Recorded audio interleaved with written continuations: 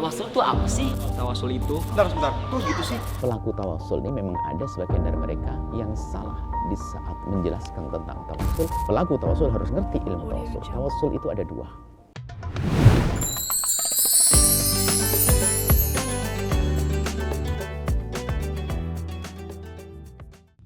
Bentar. Ana mau nanya nih. Menurut antum tuh, tawasul itu apa sih?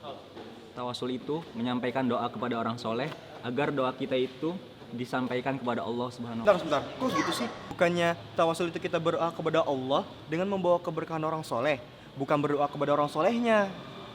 Udah. Kok jadi debat sih? Jadi pada debat, mending kita tanya Buya. Bismillahirrahmanirrahim. Assalamualaikum warahmatullahi wabarakatuh.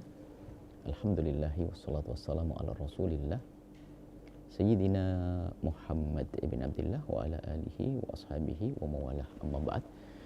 Para perindu ridha Allah, pecinta baginda Nabi sallallahu alaihi wasallam, pecinta persatuan umat. Di sana ada perbedaan pendapat yang kadang menghangat sehingga bagi sebagian orang mengganggu lestarinya sebuah kebersamaan. Masalah-masalah yang seharusnya kita anggap sebagai masalah yang khilafiyah, orang boleh berbeda pendapat, akan tapi di sana ada orang yang kadang mengangkat suara lantang, menganggap yang berbeda dengannya melakukan satu pelanggaran yang seolah-olah tidak ada maaf. Di antaranya adalah masalah tawasul misalnya. Tawasul ini sudah ada mulai dari zaman baginda Nabi, para sahabat dan tabi'in. Tawasul adalah benar, hanya kadang cara memahami tawasul ini yang perlu dijelentrehkan, dijelaskan. Sebagian orang menganggap tawasul salah karena memang cara mendefinisikan, menjelaskan tawasul adalah salah. Sebagian menganggap gambarannya begini tawasul. Kalau kita mau ketemu Pak Gubernur susah, paling melalui ponakannya. Saya tawasul dengan ponakannya untuk Pak Gubernur. Ini salah kalau kita menggunakan tawasul kepada Allah dengan permisalan semacam ini. Kalau kepada Allah kita tidak perlu pakai perantara, bisa langsung minta kepada Allah, berdoa kepada Allah. Sehingga pelaku tawasul ini memang ada sebagian dari mereka yang salah di saat menjelaskan tentang tawasul, maka di sana ada komentar tentang tawasul atau menyalahkan tawasul karena dari kesalahan di saat mendefinisikan tawasul tersebut. Lalu tawasul itu apa sih? Kan begitu. Kita harus benar, makanya wahai pelaku-pelaku tawasul, Anda harus benar di dalam menjelaskan tawasul. Tawasul bukan istighotsah, babnya beda istighotsah. Tawasul ya. Kalau Anda menjelaskan tawasul dengan benar, maka di sana tentu tidak ada penentangan kurang atau bahkan tidak ada karena Anda menjelaskannya benar. Pelaku tawasul harus ngerti ilmu tawasul. Tawasul itu ada dua. Yang pertama tawasul bid-du'a. Tawasul bid-du'a artinya apa? Kita datang kepada seseorang minta agar didoakan kepada Allah. Padahal kita sendiri bisa minta kepada Allah. Tapi kita minta kepada seseorang yang kita anggap soleh. Orang itu baik, lalu kita minta, tolong doakan saya. Bahkan Nabi pun pernah berkata kepada Sayyidina Umar, ya ukhayya asyrikni fi du'aik. Sayyidina Nabi mengajari kita, beliau orang yang sangat dikabul doanya. Tapi beliau minta kepada Sayyidina Umar agar mendoakan beliau. Ini menunjukkan bahwasanya biarpun kita bisa langsung kepada Allah, tapi sangat sah kalau kita punya prasangka baik kepada seseorang, lalu kita datang kepadanya dan kita minta doa. Namanya tawasul bid-doa. Sangat jelas yang ini tidak ada perbedaan. Yang berikutnya ini juga sama sebenarnya, sangat jelas satu-satu.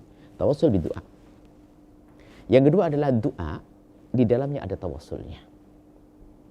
Tolong dibedakan. Kalau tadi ad-doa atau tawasul bid-doa, sekarang ad-doa bit-tawassul. Kita memohon kepada Allah, tapi di dalamnya ada tawassul. Apa doa? Di dalamnya ada tawassul. Doa di sini tetap mengadu kepada Allah dengan membawa sesuatu yang dicintai oleh Allah. Tawassul dengan amal soleh. doanya tetap kepada Allah. Seperti dalam hadis Bukhari tentang tiga pemuda yang terperangkap dalam gua, minta kepada Allah dengan tawasul dengan amal solehnya. Dengan amal solehku ini ya Allah, singkirkan batu yang menutup pintu gua. Dia menyebut amal solehnya. Ini disebut tawasul, mintanya kepada Allah. Doa bitawassul. Doa bitawassul. Nah, tawasul di sini bisa saja dengan manusia. Makanya kalau cara menjelaskan begini mudah untuk dicerna nanti. Nah, tawasul dengan amal soleh jelas. Ini beda dengan tawasul bidu'a, ya beda. Tawasul bidu'a selesai, kita minta doa. Sekarang kita mintanya kepada Allah, membawa sesuatu yang dicintai oleh Allah, baik itu amal atau manusia. Amal jelas amal soleh, hadis Bukhari. Kemudian kalau manusia bagaimana? Nabi mencontohkan. Yaitu kita membawa baginda Nabi. Ya Allah, minta ibadah Allah. Inni atawajjahu ilaika binabiyyika, Nabi rahmati, ya Allah, aku membawa nabimu, Nabi Muhammad, Nabi yang penuh kasih. Ini adalah memintanya kepada Allah, membawa Nabi Muhammad. Tawassul, minta kepada Allah, membawa manusia yang dicintai oleh Allah, yaitu Nabi Muhammad sallallahu alaihi wasallam. Dalam hadis Sayyidina Uthman ibn Hunayf ini yang sangat masyhur, biarpun di situ orang berbeda-beda di dalam memahamkan atau memahaminya, yang jelas itu adalah ada doanya yang bunyi Allahumma inni atawajjahu ilaika. Ya Allah, aku menghadap kepadamu. Langsung kita doanya kepada Allah, tapi kita membawa Nabi Muhammad, Nabi Rahmah. Jelas? Kemudian setelah itu, ada yang berkata hadis ini adalah perselisihan kebenarannya, keabsahannya. Sebagian mengatakan sahih. Oke. Kalau memang hadis ini permasalahan, sehingga otomatis kisah ini nggak perlu diambil. Anggap saja begitu. Biarpun hadis ini dikatakan sahih oleh banyak muhadditsin, hadis Sayyidina Uthman bin Hunayf ini. Oke, kita kembali kepada yang ada dalam Sahih Bukhari. Anda bisa membuka bab salat istisqa. Di sana bagaimana Sayyidina Umar bin Khattab di masa paceklik melakukan salat istisqa. Kemudian Sayyidina Umar juga berdoa, dan di dalam doa Sayyidina Umar adalah doa bitawassul. Di dalam doanya ada tawassulnya. Ada tawassulnya. Sayyidina Umar berdoa bunyinya Allahumma inna kunna natawassalu ilaika. Lihat, Allahumma inna kunna natawassalu ilaika, mintanya kepada Allah. Allahumma ya Allah, inna kunna natawassalu ilaika binabiyyika fataskina. Ya Allah, aku pernah minta kepadamu dengan bertawassul dengan membawa nabimu Nabi Muhammad. Loh ini kan doa, di dalamnya ada tawassul. Binabiyyika. Bukan minta doa ke Nabi ini, mohon maaf, ini sebagian menerjemahkan dengan salah, dianggap ini datang ke Nabi minta doa. Oh bukan, doanya kepada Allah, membawa Nabi. Allahumma inna kunna natawassalu ilaika binabiyyika fatasqina, kemudian kau berikan curahan hujan untuk kami ya Allah. Wa inna, dan sekarang natawassalu ilaika, kami bertawassul memohon kepadamu dengan membawa bi'ammi nabiyyika fasqina, kami membawa paman baginda Nabi, maka curahkan hujan untuk kami. Orang berbeda, ada yang mencoba menafsiri dengan pemahamannya tentunya. Artinya ini, hadis ini masih bisa orang berbeda di dalam pemahaman. Tentunya di sini kan yang harus kami jelaskan, tidak perlu kita saling memastikan atau mencaci mengolok, sementara ini adalah beda penafsiran hadis.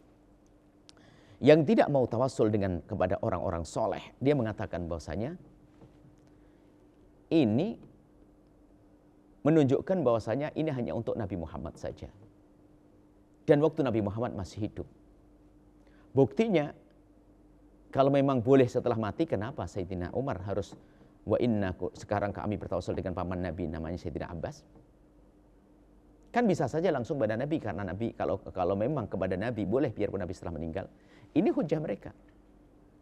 Bahkan ada yang mereka berlebihan di dalam memahami ini dengan pemahaman yang jauh, penafsiran jauh, yaitu apa?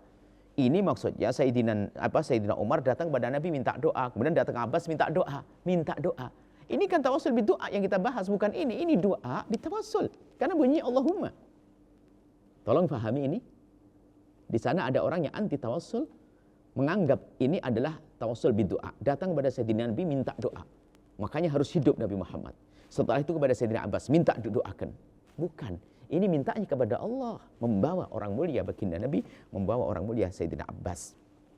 Ada yang mengatakan kenapa harus perpindahan? Loh, perpindahan ini bukan tidak menunjukkan bahwasanya kepada yang meninggal tidak boleh. Ini bisa difahami oleh para ulama bahwa tawasul kepada orang soleh tidak hanya kepada Nabi. Justru yang dilakukan Sayyidina Umar bin Khattab menunjukkan kepada kita bahwa tidak dengan Nabi pun boleh, yaitu dengan pamannya Nabi atau sesuatu yang ada hubungannya dengan baginda Nabi Sallallahu Alaihi Wasallam. Tawasul dengan Nabi tetap boleh setelah meninggal, masih hidup setelah meninggal, atau Nabi setelah apa atau selain Nabi. Sehingga hasilnya apa? Akidah kita, keyakinan kita, tradisi kita, tawassul, doa di dalamnya ada tawassul boleh kepada amal soleh. Boleh dengan manusia soleh. Nabi atau bukan Nabi. Setelah itu apa? Masih hidup atau setelah mati. Ini yang disimpulkan. Setelah mati boleh. Nggak ada masalah. Karena apa? Kesolehan nggak akan berubah. Sebab kita tawassul dengan baginda Nabi, karena baginda Nabi adalah orang soleh. Imamnya orang soleh. Seperti amal soleh. Sehingga waktu hidup ada, waktu setelah meninggal tetap kesolehannya tidak akan berubah. Pangkat Nabi tidak akan berubah. Sehingga tawassul kepada baginda Nabi boleh waktu hidup dan setelah meninggal dunia. Dan tawassul kepada selain Nabi pun boleh asalkan ada kesolehannya. Nggak ada kita tawassul dengan Fir'aun. Nah, dengan begini akan semakin gamblang bahwa tawassul itu, ya seperti itu. Adalah memohon kepada Allah dengan membawa sesuatu yang dicintai Allah, apakah itu amal soleh atau orang soleh. Mungkin dengan gambaran sederhana ini akan cukup gamblang. Sehingga setelah itu bagi yang biasa atau yang anti tawassul lalu mengkafirkan orang bertawassul, paling tidak bisa meredakan dirinya, amarahnya, semangat mencaci orang, karena penjelasannya semacam ini yang kami ambil dari para ulama. Jelas ada tawassul bid-du'a, selesai. Ada doa di dalamnya, ada tawassul, yaitu memohon kepada Allah dengan membawa sesuatu yang dicintai oleh Allah Subhanahu wa taala, baik itu amal soleh atau orang soleh. Baik orang soleh yang masih hidup atau telah meninggal dunia. Karena berdasarkan kesolehannya. Baik orang soleh itu Nabi atau selain Nabi. Muhibbukum fillah. Assalamualaikum warahmatullahi wabarakatuh.